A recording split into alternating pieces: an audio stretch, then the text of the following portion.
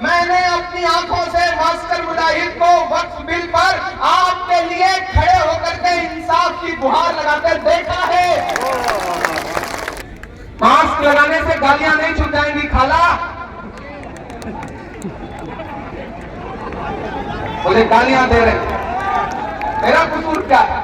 मुझे अल्लाह ने शायरी की सलाहियत दी तो मैंने उस शायरी से महबूबा के जुल्फ आंचल पे शेर नहीं कहा कि मास्टर मुजाहिद को किसी की इतनी मजाल के हराम खोर बोले, नहीं बोलने देना है। किसी की इतनी मजाल कि अमौर में जलील मस्तान में लुंगी पहनने पर तंज करे। अरे परदेसी मेहमानों, लुंगी और कुर्ता सीमांचल का लिबास है। हमारे लिबास पर, हमारी तहजीब पर हमला करोगे, ये बर्दाश्त नहीं किया जाएगा। तुम्हारी शेरवानी तुमको मुबारक, हमारी लुंगी हमको मुबारक। तुम्हारी बिरयानी तुमको मुबारक, हमारा पंता भात हमको मुबारक। नहीं बर्दाश्त किया जाएगा, नहीं बर्दाश्त किया जाएगा। कोई आए आपके बेटों को गाली दे, आपके बेटों को भला बुरा कहे तो उससे कह दो कि नहीं, ये बर्दाश्त नहीं किया जाएगा। कोचा धामन वालों, आने वाली 11 तारीख को आपको न सिर्फ कोचा धामन के मुस्तकबिल का फैसला करना है, बल्कि पूरे बिहार के मुस्तकबिल का फैसला करना है।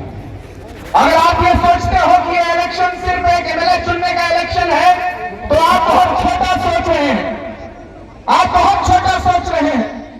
दरअसल दो ताकतें हैं इस मुल्क में। एक ताकत है जो ये कह रही है कि हम हुकूमत करेंगे और न तो संविधान को मानेंगे न जमहूरियत को मानेंगे, और दूसरी तरफ वो ताकतें खड़ी है जो कह रही है कि नहीं, आपको डॉक्टर बाबा साहब अम्बेडकर के लिखे हुए आईन के हिसाब से चलना पड़ेगा। लड़ाई दो ताकतों के बीच में है, और कहीं जो भी है वो या तो उन ताकतों को मदद पहुंचा रहे हैं या फिर सिर्फ अपने फायदे के बारे में सोच रहे हैं। मैं पिछले 3-4 दिन से सीमांचल के इलेक्शन को देख रहा हूं। परसों पहली बार सीमांचल आया पूरे बिहार में घूमते घूमते। मैंने सिर्फ 3 सभाएं की, किशनगंज, बहादुरगंज और ठाकुरगंज में। आज कोचा धामन पहुंचा हूं। मैं देख रहा हूं कि कुछ बरसाती मेहमान आए हैं। अच्छा,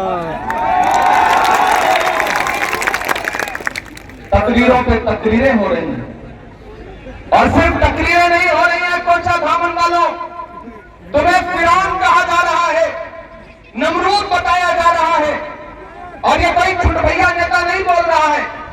वो बड़ी बड़ी क़यादत की बात करने वाले मोहतरम अपनी तकरीर में कह रहे हैं कि जो मेरे मुकाबले खड़ा होगा वो फिरौन होगा, नमरूद होगा। क्या मौलाना असरारुल हक के बेटे सऊद आलम फिरौन है? क्या मास्टर मुजाहिद फिरौन है? क्या डॉक्टर जावेद फिरौन है? क्या प्रोफेसर मुसव्विर आलम जैसा सीधा साधा आदमी फिरौन है? क्या सीमांचल के वो लोग जो मास्टर मुजाहिद को, प्रोफेसर मुसव्विर आलम को, सऊद साहब को, जलील मस्तान को वोट देंगे, वो फिरौन होंगे? कोई एक फर्जी सा नेता आकर के कहता है कि मास्टर मुजाहिद को लंगड़े घोड़े हैं। कोई कहता है हराम खोर जैसा लफ्ज इस्तेमाल किया जा रहा है आपके बेटों के लिए, आपके भाइयों के लिए, और आप सुन रहे हो। मुझे शिकायत है आपसे, मैं गुस्सा हूं आपसे। मुझे हैरत है कि कोई परदेसी मेहमान आएगा, सियासत होती रहेगी, इलेक्शन होते रहेंगे। इससे पहले भी इलेक्शन हुए हैं सीमांचल में। लोग एक दूसरे के खिलाफ चुनाव लड़ते हैं, हारते हैं, जीतते हैं, बाद में एक थाली में बैठ करके खाना खाते हैं। सीमांचल ऐसा तो कभी नहीं था। कोई आएगा प्रदेश से और आपके बेटों को हरामखोर बोलेगा, उनकी इतनी मजाल हो गई कि आपके बेटों को लुच्चा लफंगा बोलेंगे और आप सुनोगे। वोट देना न देना ये अपनी जगह है, लेकिन सियासत के नाम पर अपने बड़े बूढ़ों की बेइज्जती मत करो परदेशियों से कि हक सीमांचल वालों किसी को मत दो कि कोई प्रदेश से आकर के तुम्हारे बुजुर्गों को, तुम्हारे बेटों को गालियां दे। फिरौन से बड़ी गाली किसी मुसलमान के लिए क्या हो सकती है? हरामखोर से बड़ी गाली क्या हो सकती है? और ये अल्लाह रसूल की बात करने वाले आपके बेटों को हरामखोर बोल रहे हैं, फिरौन बोल रहे हैं, नमरूद बोल रहे हैं, और आप सुन रहे हैं। मेरी शिकायत है आपसे, मास्टर मुजाहिद साहब से शिकायत हो सकती है, प्रोफेसर मुसव्विर आलम से शिकायत हो सकती है, जलील मस्तान साहब से कोई शिकायत हो सकती है, लेकिन कोई प्रदेश से आएगा और कहेगा कि ये फिरौन है, नमरूद है, आप सुनोगे? मुझे शिकायत है आपसे। मैं शिकायत करने आया हूं। मैं मास्टर मुजाहिद आलम साहब के लिए आज मेरे दिन में 8 सभाएं लगी थी।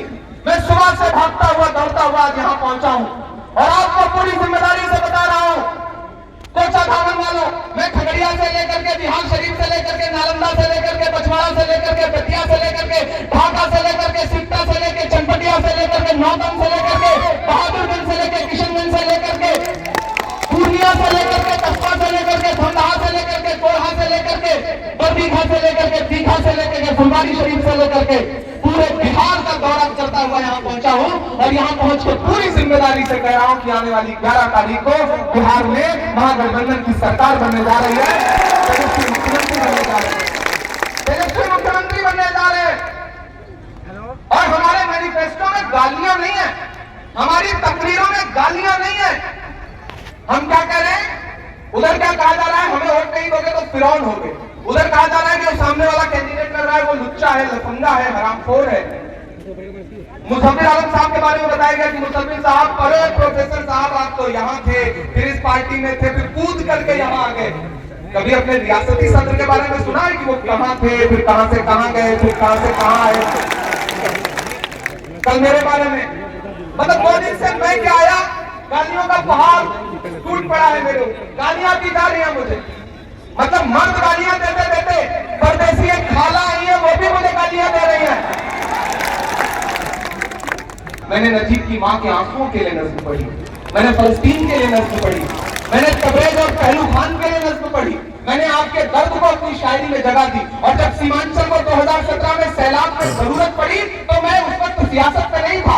मैं किसी बड़े बाप की औलाद नहीं हूं कि मेरे पास हजारों करोड़ रखे हुए हैं। मेरा बैंक नहीं चलता कि मैं सूद खाता हूं। मेरे पास वक्त की लूटी हुई जमीनें नहीं है, गरीब परिवार से हूं। लेकिन मैं सीमांचल के लिए 2017 में आपके लिए राशन, आपके लिए दवाई, ये सब लेकर के 2017 में आया था। असलम अली इस बात को जवाब, मौलाना असलम हक साहब जिंदा थे उस वक्त। मैं तब से सीमांचल वालों, मेरा आपसे रिश्ता है, कोई सियासी रिश्ता नहीं है, जज्बाती रिश्ता है। मुझे ऐसा लगता है कि हमें कलमा की बुनियाद पर एक दूसरे से जुड़े हुए। लेकिन मुझे बताओ कि क्या अपने ही ईमान वाले भाई को फिरौन कहना जायज है? क्या अपने ही कलमा को भाई को हरामखोर कहना जायज है? तो मुझे बताओ इन गालियों का जवाब कौन देगा?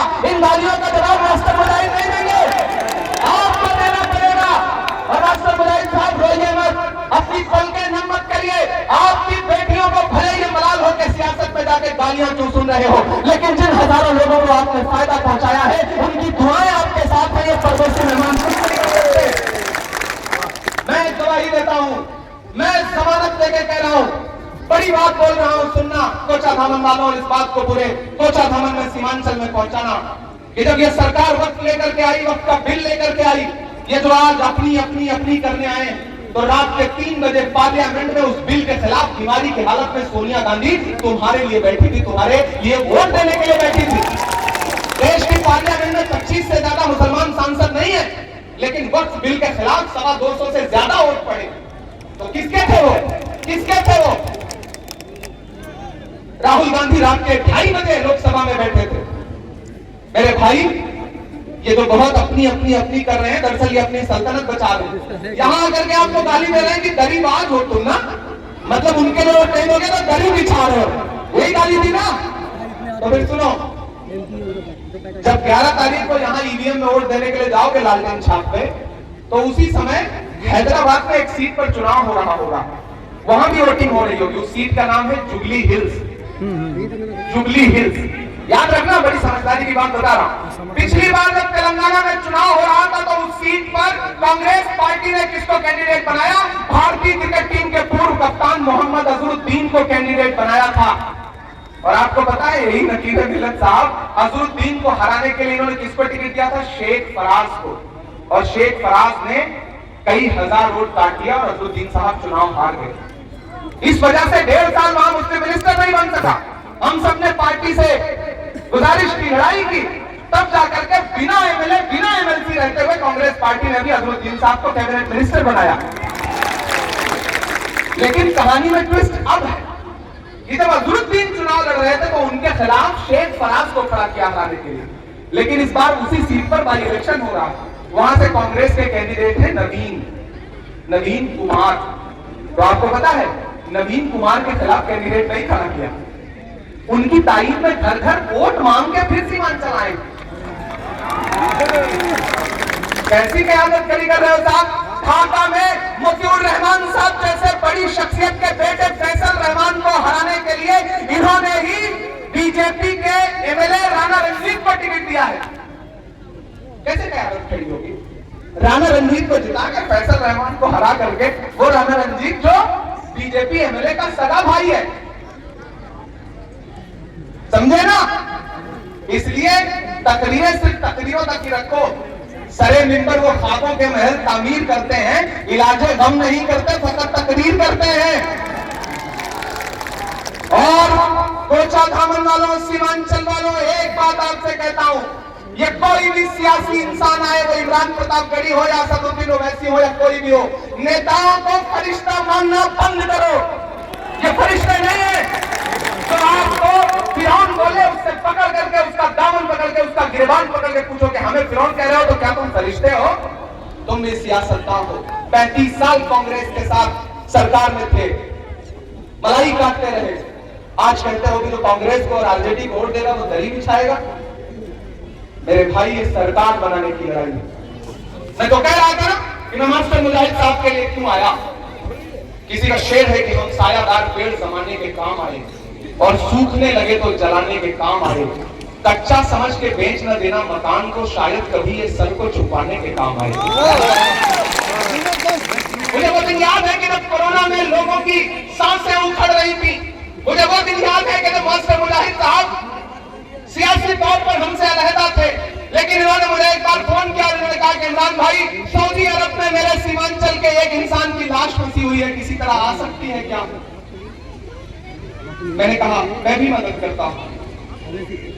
मुझे याद है कि जब बिल आया वक्त के खिलाफ, मेरी तकरीर सुनी होगी आपने, खुदा ने मुझे सलाहियत दी और मैं देश की सबसे बड़ी पंचायत में पहुंचा तो मैंने हाकिम की आंख से आंख मिला के पूछा कि हम ही को कातिल कहेगी दुनिया, हमारा ही कत्लेआम होगा, हम ही कुएं खोदते फिरेंगे, हम ही पर पानी हराम होगा। मैंने उस हाकिम से पूछा और बिल पास हो गया, क्योंकि बिल पास होना था, उनके पास नंबर ज्यादा थे। हम सब सुप्रीम कोर्ट गए और आपकी जानकारी के लिए बता रहा हूं कि मैं जब सुप्रीम कोर्ट की सीढ़ियों से उतर रहा था तो मैंने देखा कि एक इंसान बड़ी खामोशी के साथ इंतजार कर रहा है कि क्या फैसला आएगा। वो इंतजार करता हुआ शख्स मास्टर मुजाहिद था। और क्या चाहते हो एक नेता से? तुम्हारे सुख में, दुख में, परेशानी में, हरनी में, मरनी में एक इंसान खड़ा है और फिर कोई बाहर से आएगा और आपको जज्बाती करके कहेगा कि नहीं चलो पतंग उड़ाओ, तो आप उससे कह देना कि किसी का जल रहे रंगी तखयलात में है, शराब बन के कोई जिंदगी की रात में है, बहुत बुलंद फजा में तेरी पतंग सही, मुझे पता है मगर डोर किसके हाथ में है। हमको बड़ा बुरा कहते हैं, गालियां देते हैं, कहते नहीं वो तो शायर है, उसको सियासत कहां आती है। 34 साल की उम्र में देश की सबसे बड़ी पार्लियामेंट में बैठा हूं और मुझको सियासत नहीं आती। मैं किसी अमीर बाप की औलाद नहीं था, मेरे वालिद सियासत में नहीं है, मेरे खानदान में कोई सियासत में नहीं है। मैंने अपने बाजुओं के दम पे और अल्लाह ने जो सलाहियत दी उस दम पर मैं इस 5 साल में हिंदुस्तान की सियासत में वो जगह बनाई है कि आप मुझे गाली तो दे सकते हैं लेकिन मुझे नजरअंदाज नहीं कर सकते। आप कर सकते हैं क्या? कर सकते हैं क्या? नहीं नजरअंदाज कर सकते। और अगर नजरअंदाज कर पाए होते तो सीमांचल में मेरी एक तकरीर के बाद पूरी पार्टी अगर किसी को गरिया रही है तो उस शख्स का नाम इमरान प्रतापगढ़ी है। ये डर अच्छा लगा मुझे। और सिर्फ मुझसे जब खुद अकेले नहीं निपट पाए तो फिर हिंदुस्तान भर के शायर बुला लिए, गली गली घूम रहे। एक शायर से लड़ने के लिए पूरी फौज भी है और शायरों की भी फौज है। वो शायर शाम में उनके लोगों को शायरी सुनाते हैं और रात में मुझे फोन करके कहते हैं कि इमरान भाई कुछ भी हो आपसे ये लोग डरते बहुत हैं। तो मैंने कहा ये खौफ अच्छा है, ये खौफ अच्छा है। इसलिए आपसे गुजारिश करता हूं साथियों कि अपने बेटों को गालियां देने वालों को जवाब दो।